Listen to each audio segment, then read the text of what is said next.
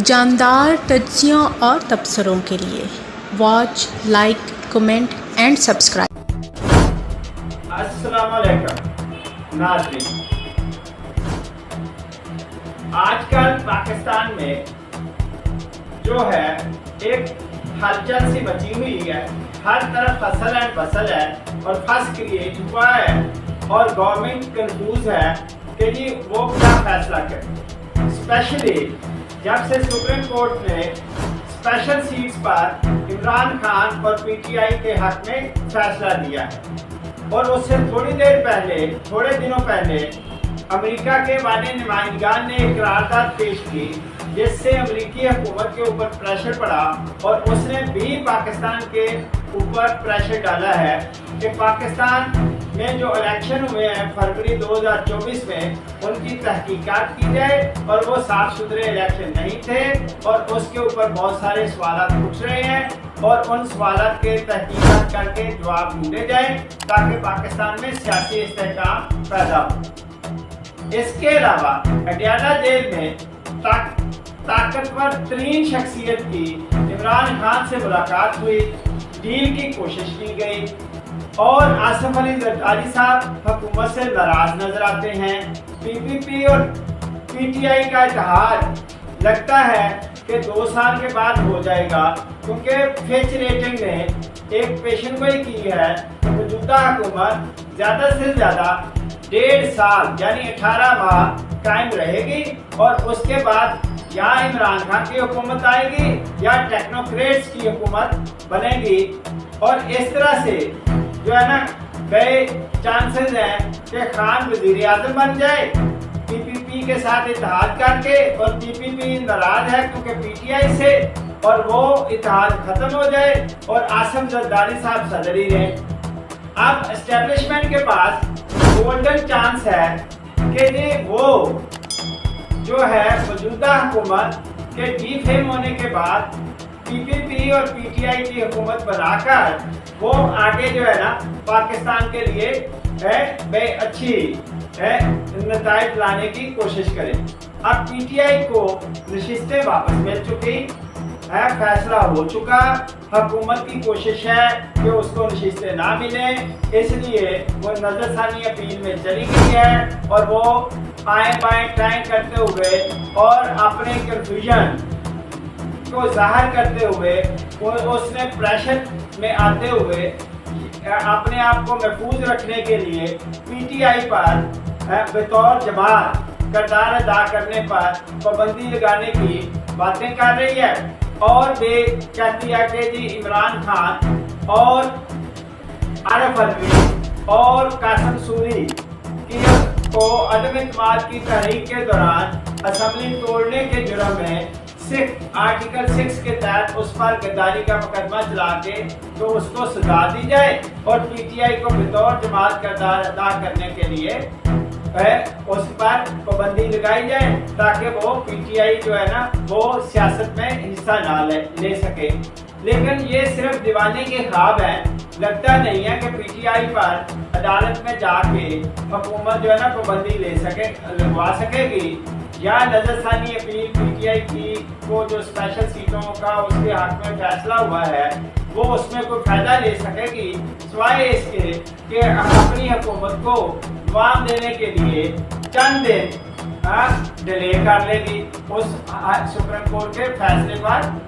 अमल दरामद को। इसके अलावा वो और कुछ नहीं कर सकती। अब हामिद मीर ने एक इंकशाफ किया है कि एक ताकतवर बंदे से उसकी मुलाकात हुई और जो कुछ उसने कहा वो कहता मेरे पांव के तले से जमीन निकल गई और इमरान खान पीटीआई की जीत पर राना सनाउल्लाह का रद्द अमल जो है कि जी पीटीआई के बानी पीटीआई को जेल से नहीं निकलने देना और फिच रेटिंग ने भी यही कहा है कि लगता नहीं है कि माजी मुस्तकबिल नजदीक में अभी पीटीआई के बानी रहनुमा इमरान खान को कोई जेल से रिहाई मिल पाएगी, उस पर और मुकदमे बनेंगे। अब पीटीआई जो केस में फर्क है वो ये है कि ये वो कहते हैं कि पीटीआई को जो फायदे दिए गए हैं या जब वो उसके हक में स्पेशल सीट का फैसला हुआ है या वो उनको जो सिंबल मिला है या बतौर पीटीआई किरदार अदा करने का मौका मिला है, वो उसको बगैर मांगे, बगैर फ्रीक बने, बगैर उसने अदालत में कोई दरखास्त दिए अदालत ने उसको दे दिया है, जो कि आइन और कानून के तहत नहीं हो सकता जब तक कि कोई जमात, कोई फ्रीक अदालत से रुजू नहीं करता कि मुझे मेरे साथ ये ज्यादती हो रही है और मुझे ये फायदा दिया जाए। अब पीटीआई जमात के तौर पे अदालत के फैसले के मुताबिक बहाल हो चुकी है, उसको जो है ना सिंबल बैट बल्ला जो है ना वो मिल चुका है और उसकी जो मखसूस नशिस्तें हैं वो उसकी बहाली का भी सुप्रीम कोर्ट ने फैसला दे दिया है और इस तरह से उसकी सीटें काफी बढ़ने का इम्कान है और 30 के करीब सीटें जो है ना कौमी असम्बली की पीपीपी और पीएमएलएन और जेयूआई फे जो है ना वो कम हो जाएंगी और कुछ दूसरी एमपीएम की मिला के,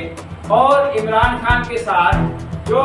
जिस ताकतवर शख्सियत ने जेल में जाके मुलाकात की है और खुफिया डील करने की कोशिश की है, अगर वो डील हो जाती है तो नवाज शरीफ और उसकी हुकूमत को बड़ा नुकसान पहुंचेगा और एक पीटीआई के लिए जो एक स्याह दौर शुरू हुआ वो खत्म हो जाएगा और पीटीआई के साथ बदतरीन सलूक का खात्मा हो जाएगा और पीटीआई को अगर फॉर्म 45 के मुताबिक भी रिलीज मिल गया और फॉर्म 47 के मुताबिक जो नताइज मुरतब किए गए हैं वो भी खत्म हो गए, तो फिर पीटीआई जो है ना अकेले पाकिस्तान की हुकूमत बनाने की पोजीशन में होगी और शहबाज शरीफ की हुकूमत के खिलाफ अदम इत्मीनान भी पेश हो सकेगा और इस तरह से शहबाज शरीफ की हुकूमत खत्म होने के चांसेस भी हैं, जिस पर नवाज शरीफ ये कहता है कि जनरल आसम मुनीर ने उनको धोखा दिया है। मरी में उन्होंने एक खुसूसी मीटिंग की है अपने पार्टी का अरकान के साथ और जिसके बाद और पीटीआई पर पाबंदी लगाने की बातें हो रही हैं, वो जो है वो इस फैसले से काफी मायूस नजर आते हैं और लेकिन इन सबको चाहिए ये है कि ये इकट्ठे होकर बैठे, पीटीआई, अदालतें, सियासी पार्टियां दूसरी पीपीपी, पीएमएलएन और आर्मी एस्टेब्लिशमेंट और सब मिलकर कोई मुतफिका राह-ए-अमल तय करें जिससे पाकिस्तान में सियासी इस्तेहकाम आए और मुल्क मुआशी तरक्की की राह पर गामजन हो सके। शुक्रिया।